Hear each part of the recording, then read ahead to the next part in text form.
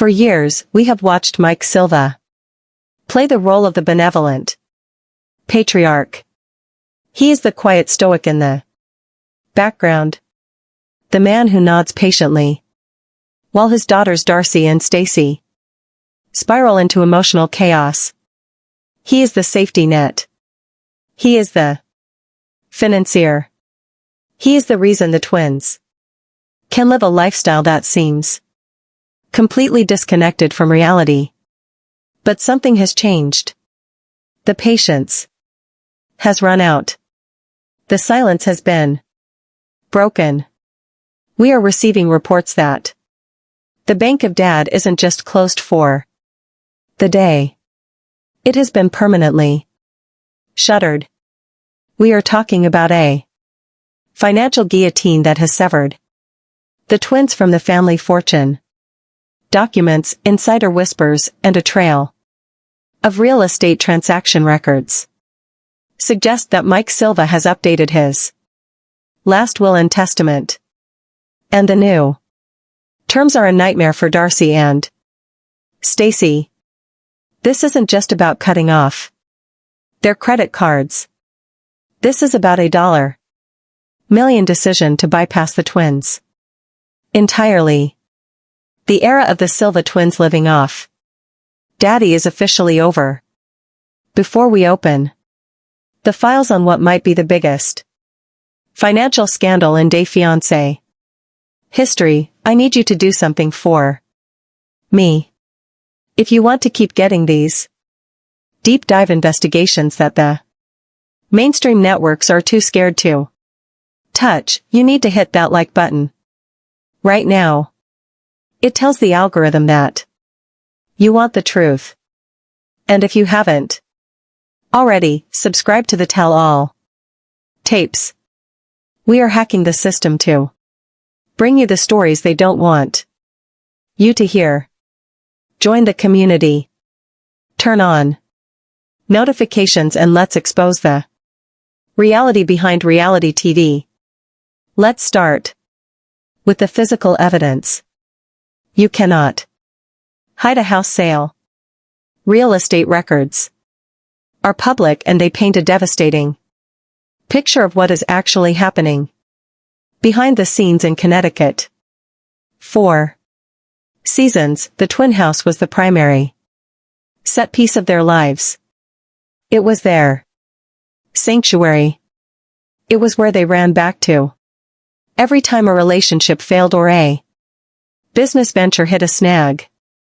The narrative presented on the show was that the twins lived there because they were close to family. That it was a choice made out of love and togetherness. But let's look at the timeline. We did a deep dive investigation into Zillow histories and county clerk records in Connecticut, and what we found contradicts everything the twins have posted on social media. Mike Silva sold the house. He didn't just sell it, he liquidated it. He downsized. Now ask yourself, why does a man with Mike's alleged wealth need to suddenly liquidate a prime piece of real estate that houses his 2 daughters and his grandchildren? The official story, the one spin doctored for the cameras, was that Darcey and Stacey were moving to Miami to expand their business empire. House of. They claimed they were taking their brand international, living the Miami dream, upgrading their lifestyle. But look at the dates. The sale of the Connecticut home aligns perfectly with their sudden chaotic move to Florida. This wasn't a business expansion. This was an eviction. Our theory based on the timing and the sudden shift in Mike's demeanor is that Mike gave them an ultimatum. He told them the house was going on the market, and they had days to figure it out. The move to Miami wasn't about conquering the fashion world. It was about having nowhere left to go in Connecticut. Mike stopped paying the mortgage on their lifestyle. When you strip away the filters and the hashtags, you see two women in their late s who were essentially told to leave the nest because the nest was being sold out from under them. We have seen the twins filming in apartments that look decidedly less grand than the family mansion. We have seen them shilling products on Instagram with a level of desperation we haven't seen before. That is the behavior of people who have lost their housing subsidy. But the real estate liquidation is just the tip of the iceberg. That is just immediate cash flow. The real devastation, the thing that has Darcey and Stacey reportedly panicking behind the scenes, is the restructuring of the family trust. We have been looking into the concept of generation skipping trusts. For those of you who aren't estate lawyers, let me break this down because it is exactly the kind of financial maneuver a man like Mike Silva would use. Mike is smart. He built a legacy. He has watched his daughters blow through fortunes on surgeries on younger men who are clearly using them on failed pop careers and on a lifestyle that burns cash like a furnace. Mike knows mathematics. He knows that if he leaves his estate to Darcey and Stacey directly, that money will be gone in years.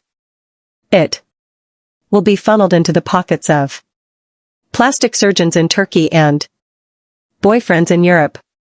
So, the reports suggest Mike has invoked a legal structure that bypasses the twins completely.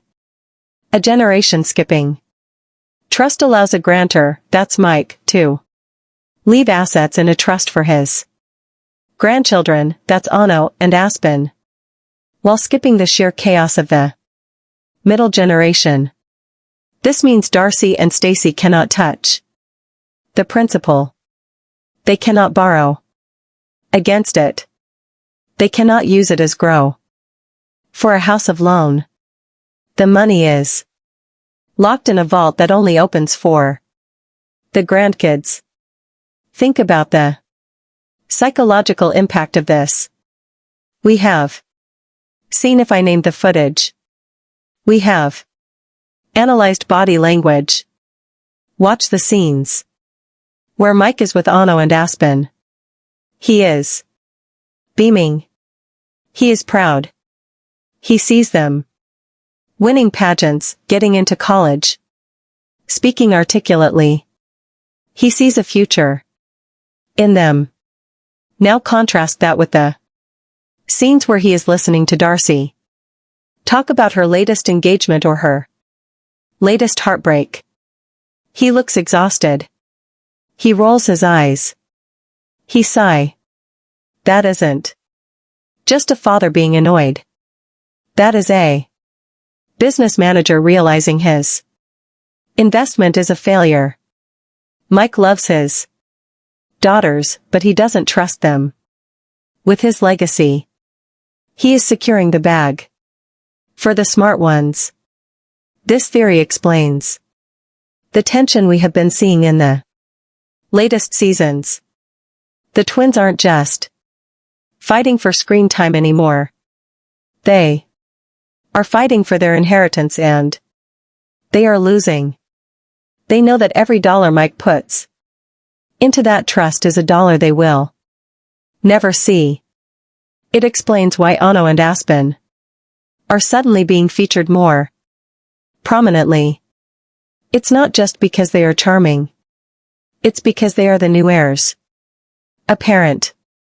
They are the ones holding the keys to the kingdom. Darcey is no longer the princess. She's just the middleman, and she's being cut out of the deal. Let's go deeper into this grandchildren clause. It is the ultimate vote of no confidence. Imagine your father telling you, "I love you, but I am giving your inheritance to your children because you are not competent enough to manage it." That is the subtext of every interaction we are seeing now. It recontextualizes everything. When Darcey pushes Ano into modeling or pageantry, is it motherly pride, or is she trying to stay close to the money source? If the money goes to Ano, Darcey has to stay on Ano's good side. The power dynamic has completely flipped. The daughters are now dependent on the granddaughters. And this brings us to the business audit. You cannot talk about the Silva money without talking about House of. For years, they have claimed this is a global brand, a fashion powerhouse. They wear the clothes. They promote the singles. They act like they are running a fortune company. But who is the CEO? Who is the registered agent? Who signs the checks? It has always been Mike. He is the silent partner who isn't so silent when the bills come due. But sources indicate that Mike recently hired a forensic accountant to take a hard look at the house of books. Why would a father audit his own daughters? Because he suspected foul play. The rumor mill suggests that the audit revealed exactly what Mike feared. Business loans were being used for personal vacations. Company credit cards were being swiped for cosmetic procedures that had nothing to do with the brand. The line between business expense and personal indulgence had been completely erased. In the corporate world, that is called embezzlement. In the Silva family, it was just a Tuesday. The fallout from this audit has been catastrophic, but quiet. You have to look at the filings. You have to look at the fine print of the LLC documents. We have seen indications that Mike Silva has resigned as an officer from several associated entities. Do you understand what that means? When the money man resigns, the credit line dries up. Banks do not lend money to Darcey and Stacey Silva based on their credit scores.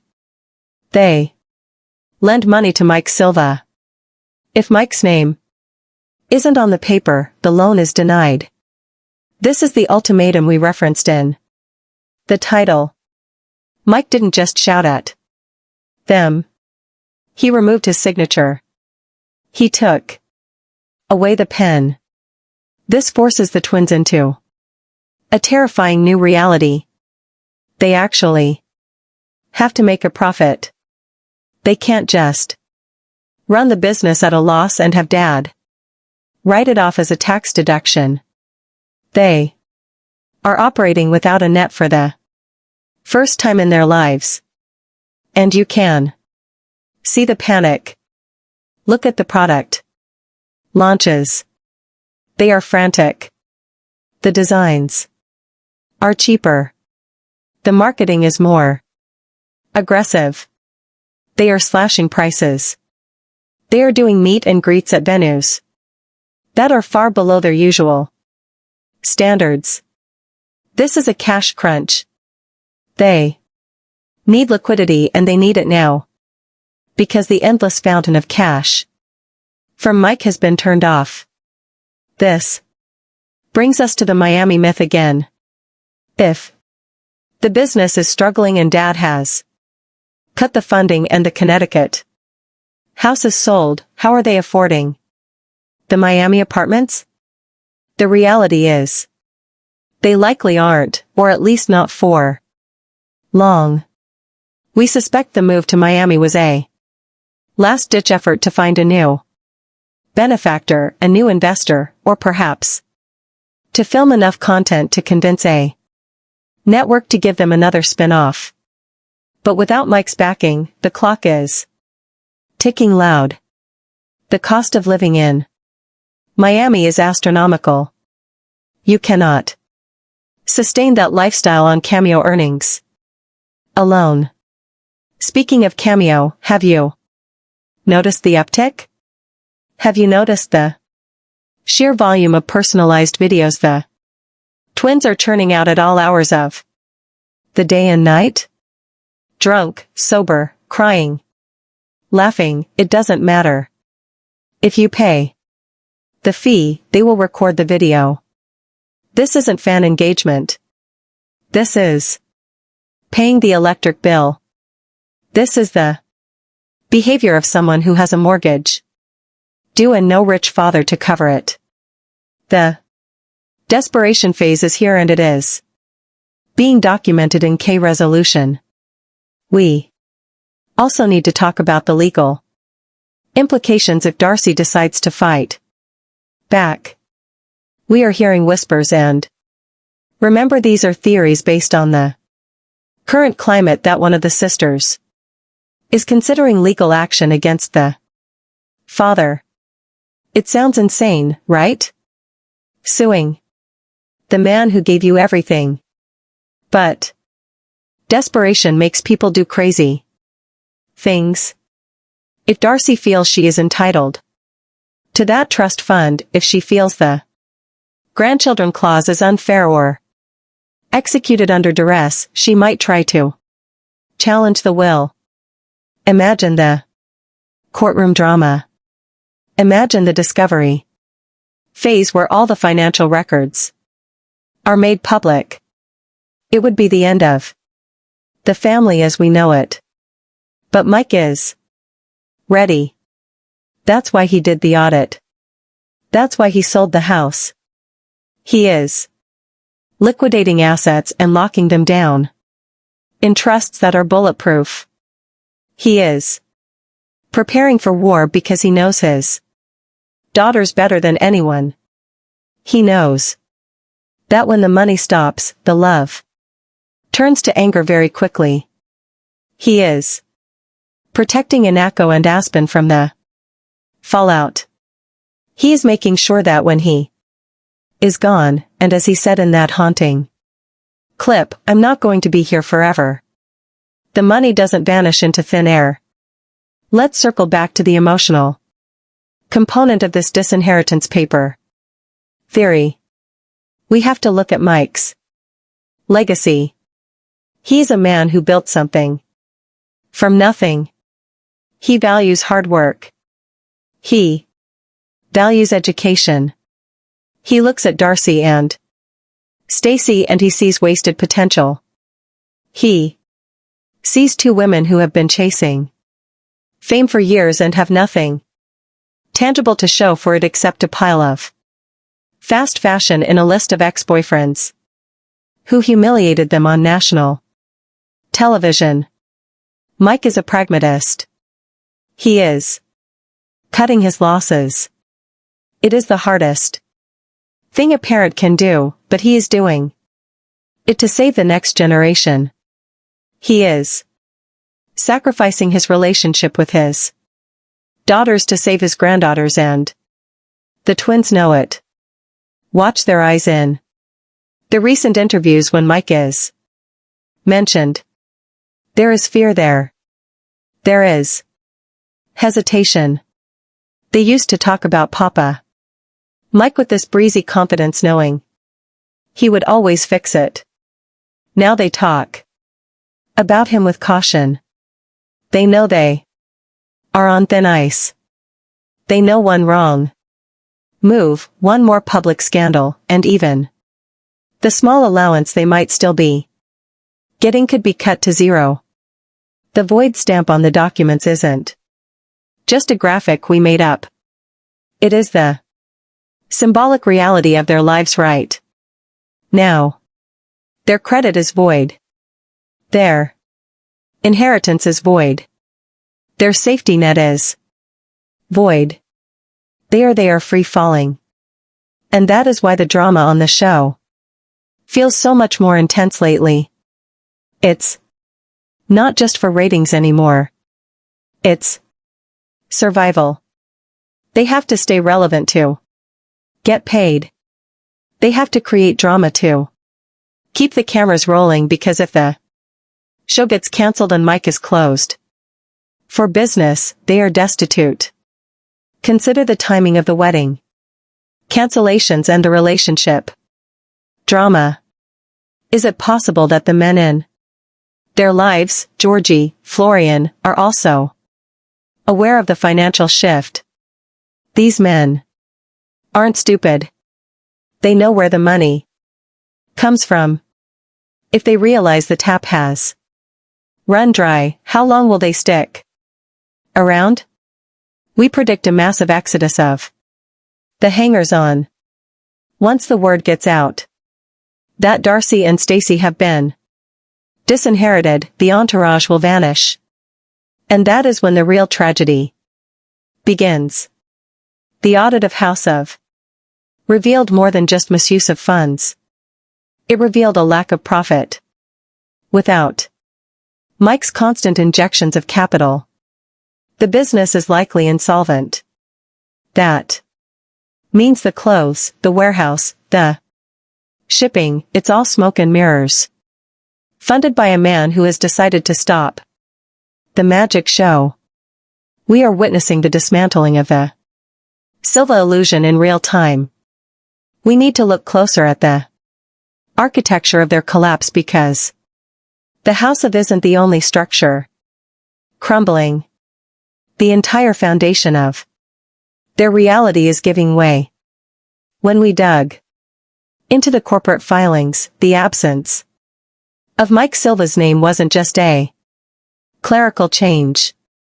It was a declaration of independence that the twins were not ready for. In the past, business loans, lines of credit for manufacturing, and the massive overhead required to ship products internationally were all secured against Mike's assets. He was the guarantor. Now, without his signature, the twins are facing the brutal reality of creditworthiness. On paper, without their father, Darcey and Stacey are high-risk borrowers. This explains why we are seeing a sudden pivot to cheaper, drop-shipped merchandise rather than the high-end custom pieces they used to claim they designed. They can't afford the upfront manufacturing costs anymore. They are liquidating old stock and selling whatever they can to keep the lights on. This financial audit bleeds into every aspect of their lives. Specifically, the desperation phase we are currently witnessing. You have seen it on their Instagram stories. Have you noticed the sudden influx of clickbait articles? The ones where they post a shocking headline about themselves or other reality stars with a link in bio sticker. Let's be honest about what that is. That is affiliate marketing. Scraping. It is the lowest tier of influencer revenue. When a celebrity starts posting clickbait about their own death or rumors about their own breakups just to get you to click a link, it means they are hunting for pennies. It means the big brand deals aren't coming in. Legitimate luxury brands do not partner with influencers who spam their followers with tabloid trash. This is a glaring red flag that the liquid cash is gone. And then there is the only fan speculation. Rumors have been swirling. And while they have teased premium content, the very fact that they are flirting with this platform signals a desperate need for direct-to-consumer cash flow. They need money that doesn't pass through a trust fund. Money that Mike can't control. It is a frantic scramble to monetize their bodies and Their notoriety before the audience loses interest. It is a volume game now. Quantity over quality. This is why the cameo prices fluctuate. This is why they are appearing at obscure clubs. They are trying to patch a hole in a sinking ship with dollar bills. Let's talk about the men. This narrative of disinheritance completely changes how we view Georgi and Florian. For years, the audience has accused these men of being gigolos, of sticking around for the free ride. But if the ride has stopped, what happens to the passengers? If the bank of data is closed, Georgi isn't getting designer bags anymore. Florian isn't getting his lifestyle funded by Mike's generosity. This puts immense pressure on the twins. They now have to pay for these men out of their own dwindling pockets to keep them around, because if the men leave, the storyline creates a vacuum. They need the romance drama to stay on the show, but they can't afford the romance tax. It is a catch. We predict that the next season will feature a major breakup, not because of cheating, but because the money ran out. Watch for the fights about budgeting. Watch for the arguments about who is paying for dinner. That is the real reality breaking through the script. But the most heartbreaking and perhaps the most prudent part of Mike's ultimatum brings us back to the grandchildren. The grandchildren clause is the emotional core of this entire theory. Mike Silva is looking at Anuko and Aspen, and he sees a chance to break the cycle. He sees two young women who are poised, intelligent, and capable. He knows that if he hands the keys to the kingdom to Darcey, she will inadvertently sabotage her daughters' futures by teaching them that money is infinite and consequences are non-existent. By locking the money in a generation-skipping trust, Mike is forcing Anuko and Aspen to be independent of their mother's chaos, but secure in their grandfather's legacy. There is a theory circulating in our Discord that Darcey is already trying to tap into this.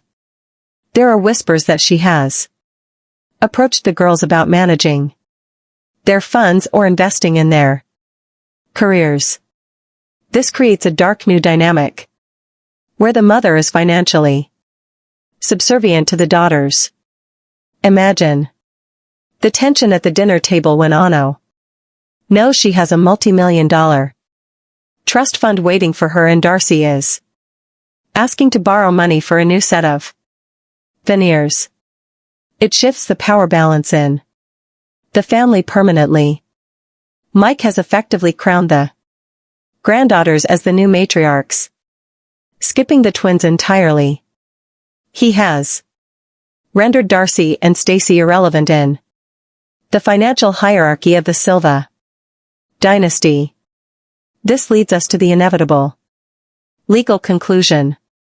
We are predicting a lawsuit. It is the only logical next step for someone as desperate and litigious as the twins can be when cornered. We believe that within the next months, we will see a headline regarding a petition to challenge the validity of Mike Silva's estate planning. They will claim undue influence. They will claim Mike wasn't in his right mind or that the forensic audit was flawed. They will try to claw back their inheritance through the courts, but Mike Silva is not a man who does things halfway.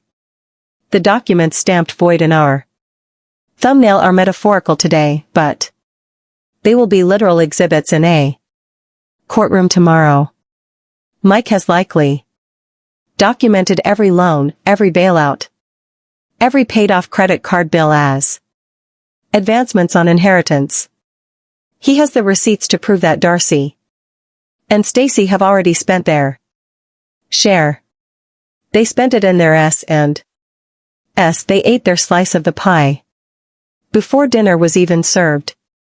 The liquidation of the Connecticut house was the physical manifestation of this.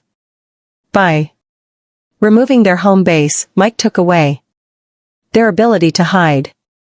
In Miami, they are exposed. The rents are high. The competition is fierce, and the illusion is harder to maintain. They are small fish in a very expensive pond. And without the shark Mike swimming behind them, they are vulnerable. This is why the editing on the show has become more erratic. The producers know. The network knows they are documenting the downfall of a lifestyle that was never sustainable. So where does this leave us? It leaves us watching a tragedy dressed up as a reality show. We are watching two women who refuse to grow up finally being forced to age out of the system that enabled them. Mike Silva isn't the villain here. He is the tragic hero. He is the father who had to cut off the limb to save the body. He had to cut off his daughters to save his lineage. It is a decision that likely keeps him up at night, but one that he made with the cold, hard logic of a businessman who knows a bad investment when he sees one. The mansion is gone. The credit cards have declined. The trust fund is locked. The twins are on their own. And that is the most terrifying thing that has ever happened to them. Now, I want to hear from you. This is the part where you have to weigh in. Is Mike Silva right? Is he justified in bypassing Darcey and Stacey to secure the money for Ano and Aspen? Or is he being cruel? Is he punishing his daughters for a lifestyle he helped create? There is a poll in the community tab right now, and I want you to vote Team Mike or Team Twins. The results might surprise you. And listen, if you want to see the actual documents, or at least the recreations based on our insider intel, you need to share this video. Send it to your group chats, post it on Reddit. Let's get the conversation going. So loud that TLC has to address it. They can't hide the financial ruin forever. The truth is coming out, and you heard it here first. Don't forget to like this video if you enjoyed this deep dive investigation. It helps the channel grow and helps us fund more research into the dark underbelly of Fiancé. Subscribe to the Tell All tapes if you haven't already, and hit that bell icon so you never miss an update. We are watching, we are recording, and we are revealing the secrets they want to keep buried. Until next time, keep your eyes open, because the reality is never what it seems.